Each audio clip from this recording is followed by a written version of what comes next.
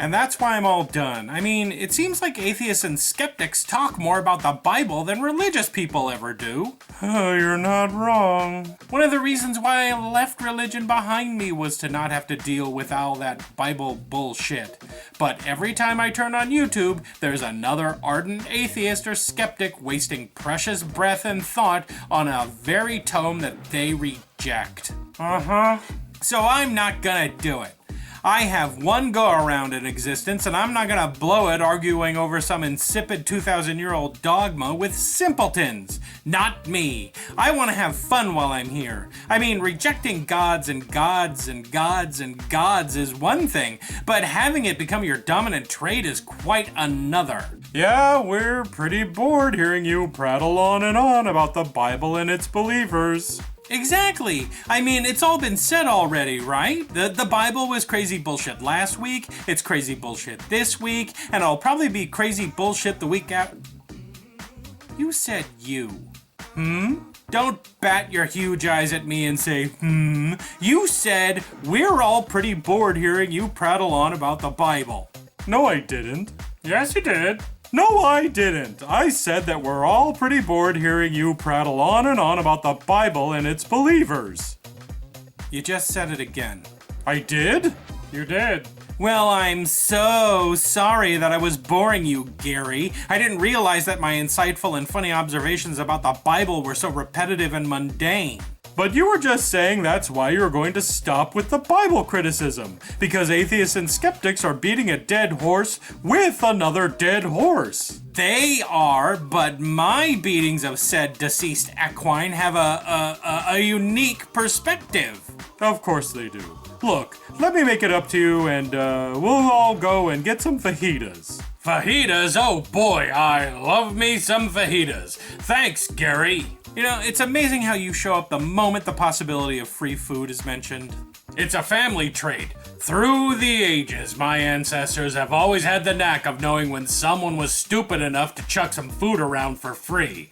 It's how we survived through the lean times. Fine, you can come too. AJ, fajitas? I can't go. But it's fajitas. I'm faking having my feelings hurt so Gary will feed me to feel better. It's a Friday tradition, man. Yeah, remember that time that Jason pretended that he was angry at me for implying that his dead grandma was burning in the devil's Dutch oven, and I tried to make it up to him by throwing a pizza party? Yeah, pretending.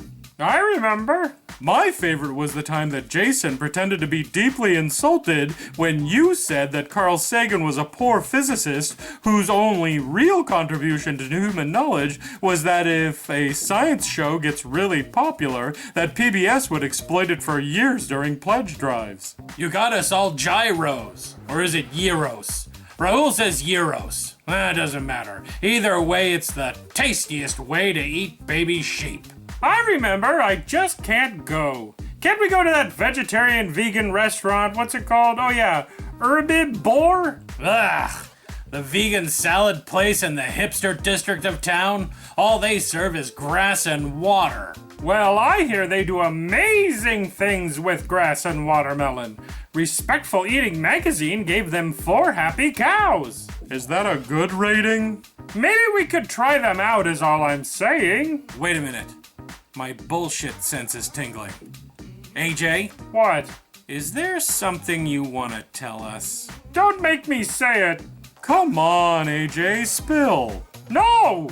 Tell us or come Sunday morning the First Monstitarian Church will mass solicit your house. Oh, alright. Yesterday, Atumel and I joined PETA and now I can never eat meat or things that are produced by animals. Shut the fucking door. Front door. You said it the wrong way. You said it the cussing way. Who gives a fuck? AJ is a vegan now, right? Is that what you're saying? You've joined PETA and now all meat is verboten? Animals are not ours to eat, wear, experiment on, use for entertainment, or abuse in any way. Yup, that's PETA all right. Well, good for you, AJ. Gentlemen, we have fajitas to attend to. Wait, I gotta make you all feel bad for eating meat before you go. You do? Yeah, okay, here goes. Murderers! Meat is murder.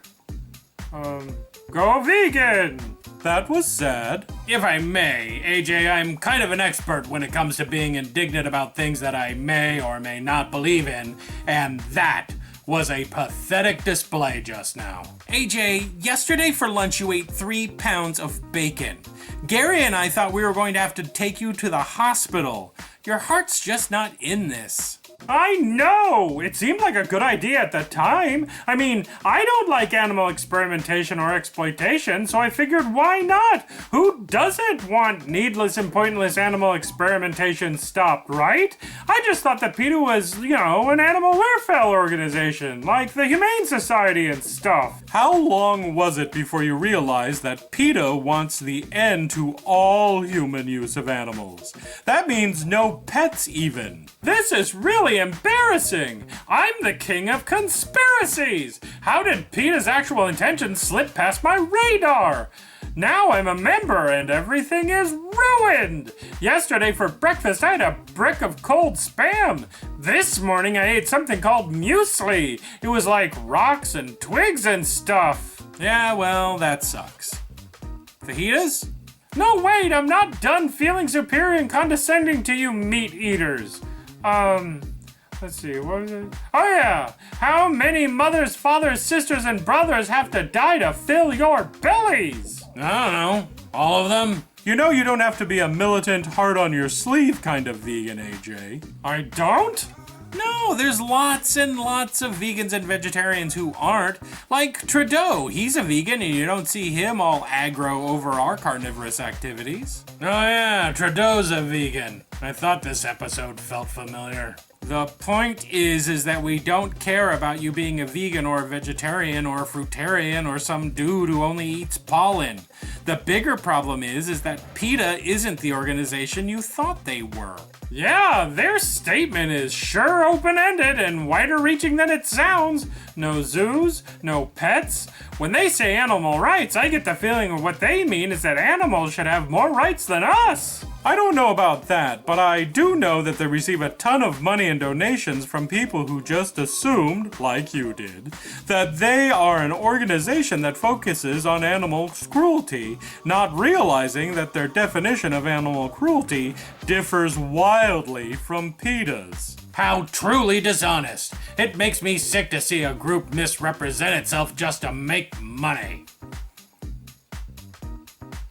What? What do you guys think?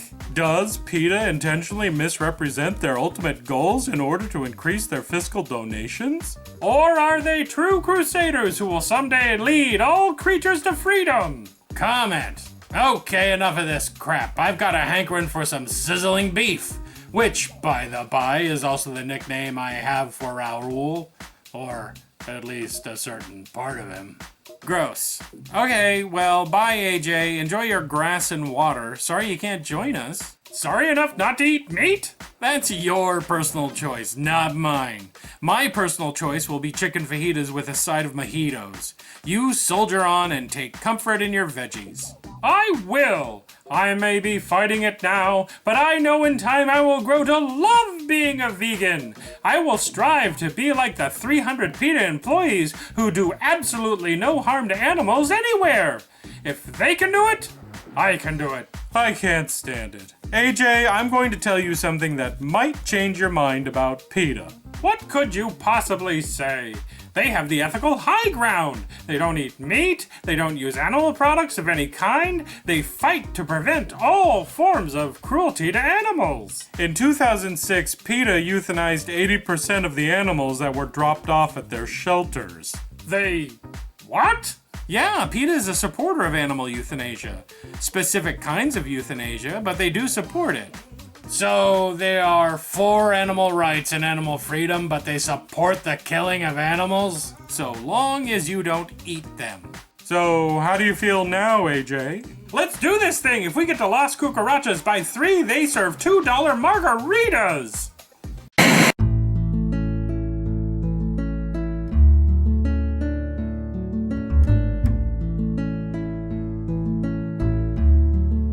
Hello, my fellow Opinion Villagers. Today is Friday, August 22nd, 2014, and it's Be an Angel Day.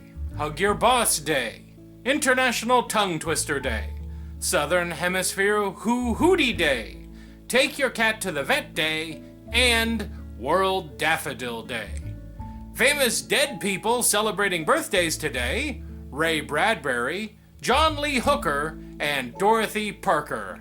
Happy birthday, you zombies, you! And now on to the questions. First up, Uncle Credomatic asks, intimate question for AJ. Freemasonry, huh? Can I really trust free bricks? No, never trust free bricks. Things were better when, instead of Freemasons, all we had were enslavement masons who bent bricks to our will. McKenna McLaughlin asks, intimate question for Meet Jason. Are there any support groups for men who play with puppets or perhaps abused by their puppets? No. Radical Bacon asks, intimate question for Blunderhead. Did quantum mechanics exist before it was observed? My name is Dunderhead. And as for your question, how dare you try to ensnare me in one of your simplistic mind traps? And the answer is yes. Yes! A definitive answer. Don't fuck with a scientist, and don't ever fuck with the Duns. Oblivion Roxronian asks, intimate question for imaginary Gary. How many total sexual positions do you know? Okay, personal, but considering that I agreed to this in that contract that Jason tricked me into signing, I guess I gotta answer. Let's see. How many sexual positions do I know? 6,376. The number that I've done is only 4,568. See, there are some things I can't do because I'm allergic to certain dessert toppings, and there are certain ways that are impossible for a goat monster to bend, and there are some I can't do because I have a trick big toe that'll go out on me if I assume those positions. The lad with the pink rod asks, Dear AJ, I'm going on vacation/holiday to West Sussex, and I'll be there when you read this out next week. Are there any conspiracies I should be concerned about in the Sussex area? Lots of love, Jay. Why didn't you tell me he was going to Sussex before he left? I can't save him now. If he's lucky, the cabal of ninja Episcopalians will allow him to leave Sussex with his life, but there will be no way to stop them from cramming 5 pounds of turnips into his rectum. Well, that's it this time around. Remember, if you want to ask Intimate Questions a question, leave it down below in the comment section. I might pick it, or I may not. The suspense will be delicious. So until next time, my monstrous monstroids, this has been Jason with a D.